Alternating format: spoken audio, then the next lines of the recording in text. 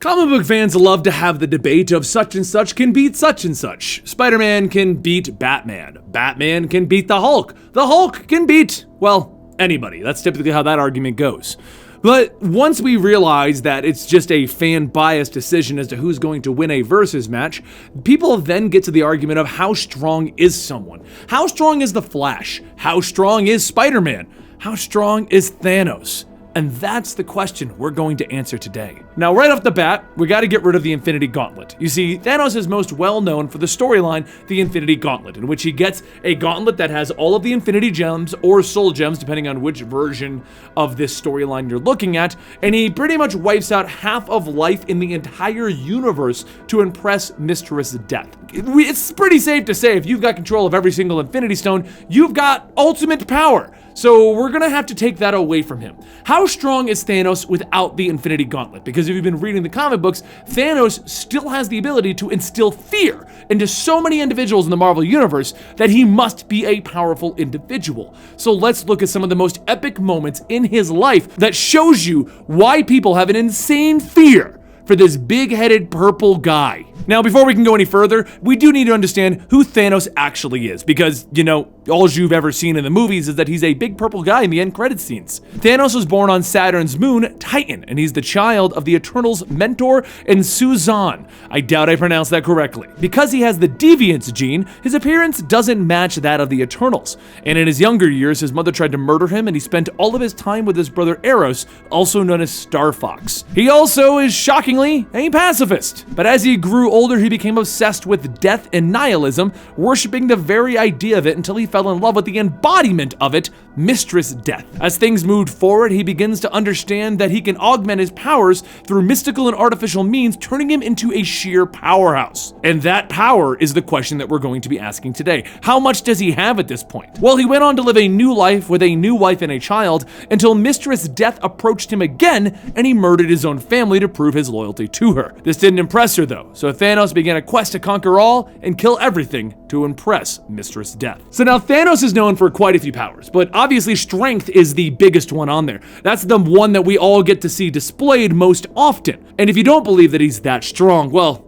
let me prove you wrong. Now, first up, we're going to be covering his post-Thanos quest power levels, and he has shown capabilities of literally backhanding Hulk and Drax in a single swing when they attempted to grab him. And speaking of the Hulk, you can go ahead and claim, no, Thanos caught him off guard with that backhand. Well, when the Hulk charged at him in a different fight, truly ready to battle him, Thanos just chucked him through a village. He also dropped the Super Skrull in a single swing. And if taking out the Hulk and Super Skrull wasn't enough for you, well, how about Galactus? He is strong enough to blast Galactus across the surface of whatever they are standing on in this image, bouncing him multiple times like he's a rock on a pond. Sure, Galactus wasn't dead or unconscious, but he did knock his helmet off, which really irritated the big guy. So it's safe to say that Thanos' strength is pretty much immeasurable at this point in time. So next up, we need to discuss the next big power that he has, his durability. Because while he's strong, and oh my god is he strong, that dude can take one hell of a punishment. We almost never see him dodge things. So to start this one off, let's go with Silver Surfer blasting him with the power cosmic in the face, and Thanos simply asking him if he was done. This actually happened twice. Here's another image. I don't know why Silver Surfer tried it a second time. It didn't work the first. Thanos also survived a black hole, which I think might be one of the most destructive natural occurrences in the universe. Don't quote me on that though, but I can't think of anything stronger than a black hole. He also survived a full hit from Thor's hammer,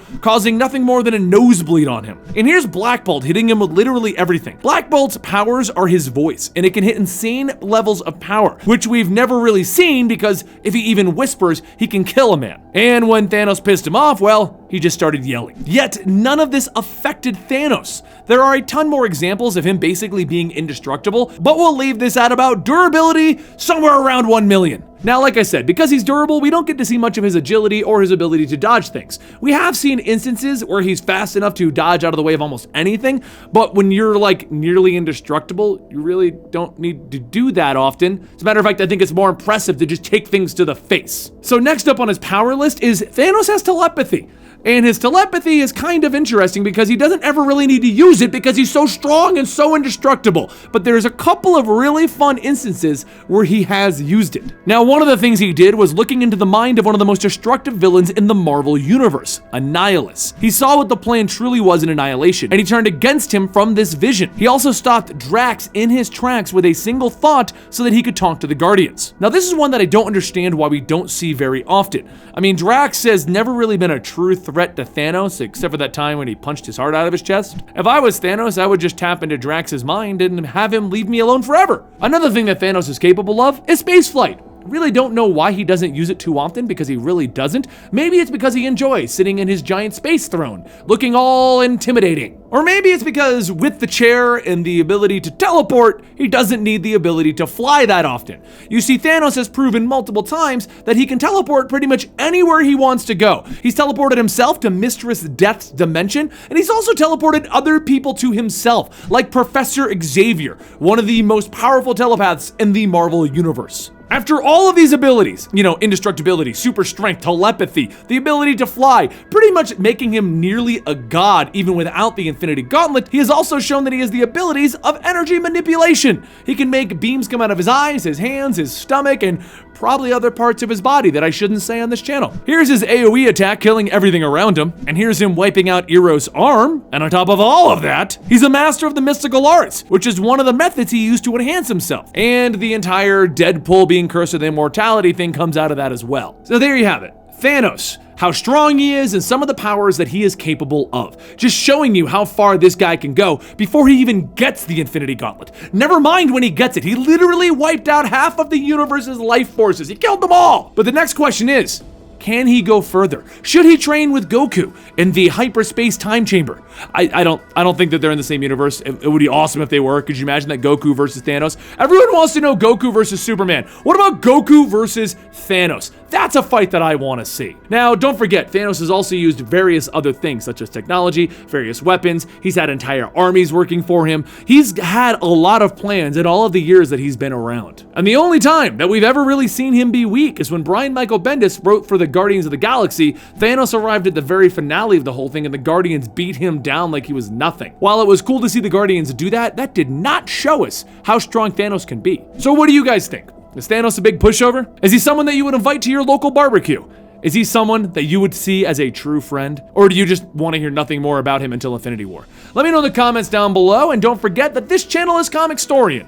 You can subscribe here to keep up to date on all of your favorite superheroes, where we bring you their comic books, power listings, and just general knowledge videos about them. You can also find me on Twitter at Comicstorian. I try to chat with just about everyone who tweets me, so hey, maybe we'll chat about something. Other than that, I will see you guys next time right here, and let me know in the comments down below what superhero you want to see next.